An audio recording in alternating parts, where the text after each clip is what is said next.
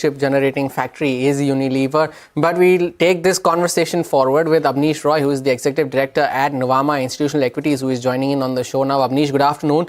Thank you so much for joining in. Would you call this a sudden, unexpected announcement on the leadership change for DMart? And what would you, or how do you classify the numbers as well? Because margins saw a contraction, although the top line growth was fairly robust. Yeah, thanks. Yes, it was a slight surprise. But when you see 22 years and 2% kind of a stake, obviously DMart is quite well run. So big shoes to fill. But I don't think in such large companies, one person exiting will make a big difference because there is a very good template. I think challenges for the new MD will, of course, be in terms of e-commerce and how to ramp up the margins in terms of the competition. And of course, in terms of the discretionary part of the portfolio, I think still a lot of steps are needed. Of course, what is going right in terms of expansion, compounding machine, and in terms of sales also, if you see this time, the delivery was quite good. So I would say that slightly unexpected, but I don't think this is a big concern from a medium long term because clearly the pedigree of the new person is very similar to what Neville had. And Neville will be having a lot of time to really groom him. Of course, promoter and the rest of the team is also quite well placed. So from a margins perspective, this quarter, I think the negative surprise was largely expected given very high competition from Swiggy, Zomato, Zepto, etc. So DMart has done well in terms of sales, but in terms of margins, clearly the industry is seeing very high promotional intensity. And that, I think, as a concern will continue to remain. And that's why we have also cut our numbers. We have a neutral rating, a good compounding machine, but near-term margin, I think compression will remain in terms of risk. All right, good compounding machine. Near-term margins will be under pressure. Abneesh, thank you for joining in. Now let's talk about the 1 year from here on. You've released your report of 2025, where you see key demand drivers as rural, and in the second half of the calendar year, you will see some recovery in urban demand as well. Diversification, AI, and quality of rural distribution, all of them are key themes. What interests me now is that among your top buys for 2025, we have United Spirits, Marico, Pidilite, and United Breweries. No problems with United Spirits, Marico, or Pidilite, but your outlook on UBL in the very near term, given the Andhra issue, could there be some more disruption or price disruption before we see some improvement? Because no problems on the long-term potential of this industry and the turnaround under the new CEO, but the very near term seems a little uncertain, right?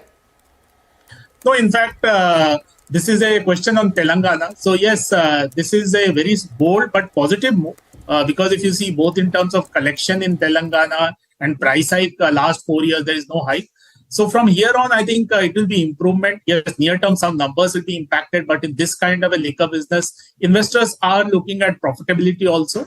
And with a 70-75% market share in Telangana, I clearly see that the pricing growth should come back once government realizes that customer is not getting the brand, because in this kind of a business, to create capacity takes a lot of time, and rest of the players also make losses in Telangana. So it is not that they will start making profit. Second is leakage from other states will happen. So Kingfisher will be available from other states. So I would say that with 4,000 crore kind of tax being given to the government by United Breweries, I think this is a good step. This is a bold move, but this will lead to definitely positive outcome. Of course, timelines difficult to predict, but my sense is state government is losing tax from day one. And clearly, as I said, leakage will happen from other states. So it's a loss-making state for United Breweries. It contributes 15 to 17% of volumes. But from a negative EBITDA, eventually it will turn positive EBITDA. And this quarter also, if you see Q3, we expect 8% plus volume growth for UBPL. Of course, Q4, there will be some impact of Telangana. But eventually, EBITDA-wise, it will not be much of an impact. Abneesh, you're mentioning there is some recovery that you're expecting on a gradual basis, at least in 2025. But what are some of the key risks to this theory of you seeing some gradual recovery? Are there any on the anvil?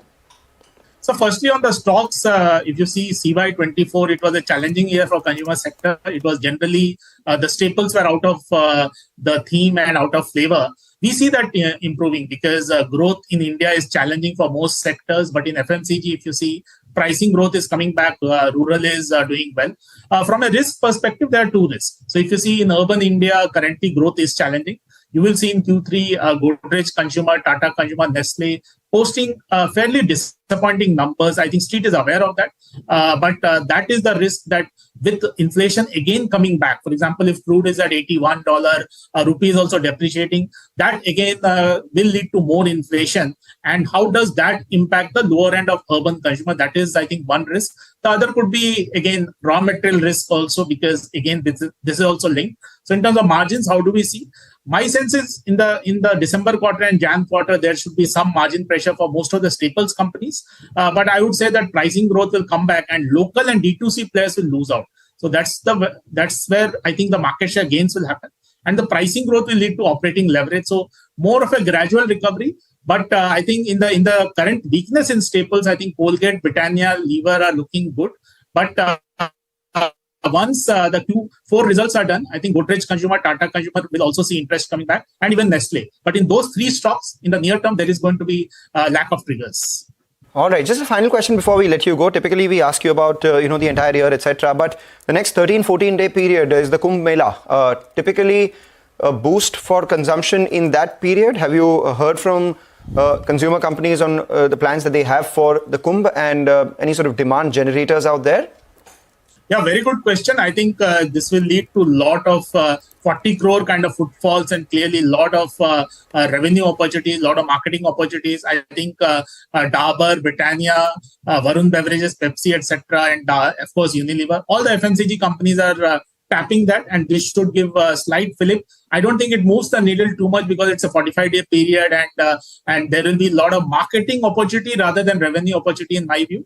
But of course, this helps further rural consumption because this is a tier 3 kind of a consumption. So we are positive on it, and we do see the large companies really invest in that and get some revenue opportunities. All right, Abneesh, thank you so much for joining in and sparing time and sharing with us your views on DMart and on the entire consumption space as well. By the way, still 23,200, the bulls fighting to defend that level, tooth and nail for the Nifty.